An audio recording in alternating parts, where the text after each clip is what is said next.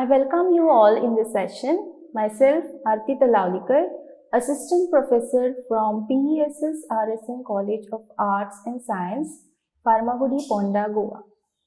Title of the unit, Ecological Factors. Module name, Atmospheric Humidity in relation to plants. In this module, you will be learning about ecological factors, atmospheric humidity, and effects of atmospheric humidity on plants.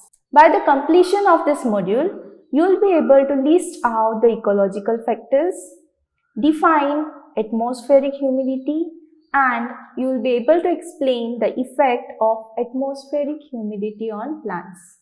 Ecology is the scientific study of the interaction between the organism and their environment. Environment is the abiotic and biotic condition influencing the responses of the organism. All organisms, they have its specific surrounding and environment to which it continuously interacts and remains fully adapted. Ecological factors. Different kinds of plants, they grow in different places under different sets of environmental conditions. Various conditions which affect the form and function of the plants are termed ecological factors or environmental factors. The ecological factors, they affect the growth of plants and determines the nature of plant communities. Ecological factors, they are divided into two, abiotic and biotic. Abiotic are the non-living components, which includes climatic, such as temperature, atmospheric humidity, precipitation.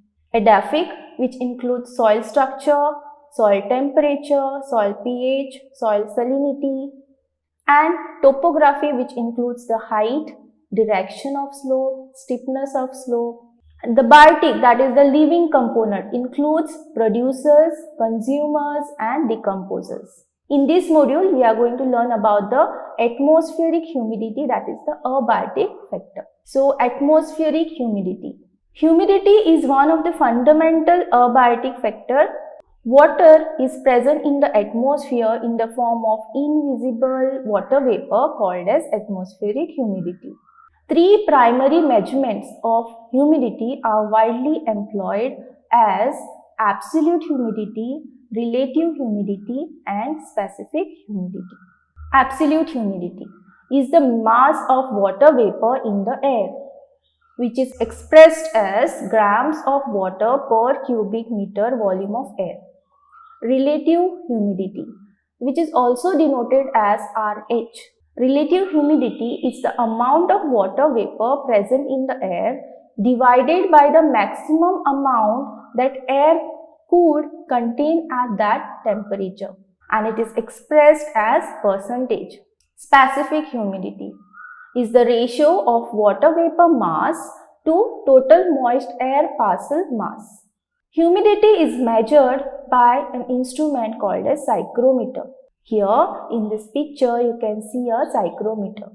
Factors affecting humidity are temperature, pressure, altitude, vegetation, wind, solar radiation. Temperature.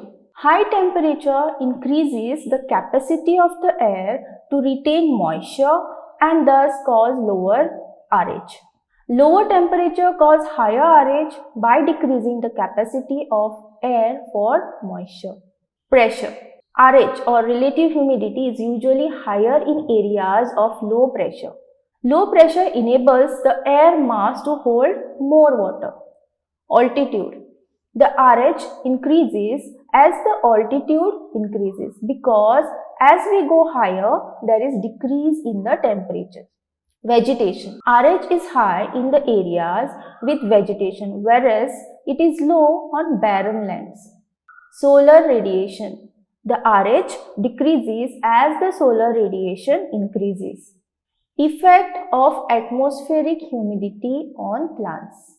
Humidity affects the life of plants in various ways like transpiration, leaf growth, photosynthesis, etc. Transpiration. The transpiration rate of the plants is directly dependent on the relative humidity of the atmosphere.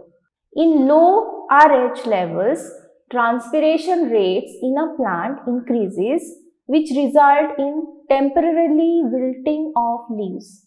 In this graph here, we can see the effect of humidity on plant transpiration. The graph shows as the humidity increases, the rate of transpiration decreases. Stomatal regulation. RH levels affects opening of the stomata. If the RH is less and transpiration rate is high, the plant responds by partially or totally closing its stomata. In some desert plants, the stomata open only at night when the loss of water by transpiration is minimum. Nutrient translocation. When RH levels are too high or there is lack of air circulation, a plant cannot make water evaporate or draw nutrients from the soil. When this occurs for a prolonged period, a plant eventually rots. Plant distribution. Plants with a high water requirement are limited to habitats where the supply of moisture is adequate. Certain fungi and lichens, they show luxuriant growth in the presence of high humidity. Epiphytes also grow in such humid conditions. Type of vegetation. The humidity by its direct control on the rate of loss of water by the plants plays an important role in the type of vegetation of a place. It controls the growth and geographical distribution of plants. Photosynthesis. When RH is low, transpiration increases, causing water deficits in the plant. Water deficits cause partial or full closure of stomata and thus blocking entry of carbon dioxide, which affects photosynthesis. High humidity lowers the intensity and the quality of solar radiation, which in turn reduces photosynthesis. Leaf growth. Leaf growth not only depends on biochemical processes but also upon the physical process of cell enlargement. Cell enlargement occurs as a result of turgor pressure developed within the cells. In humid areas, leaf enlargement is high as turgor pressure is high due to less transpiration. Pollination. Low air humidity is favorable for seed set in many plants, provided soil moisture supply is adequate. At high relative humidity, pollen may not be dispersed from the anther. Then, excessive humidity inhibits insect pollination. Pest.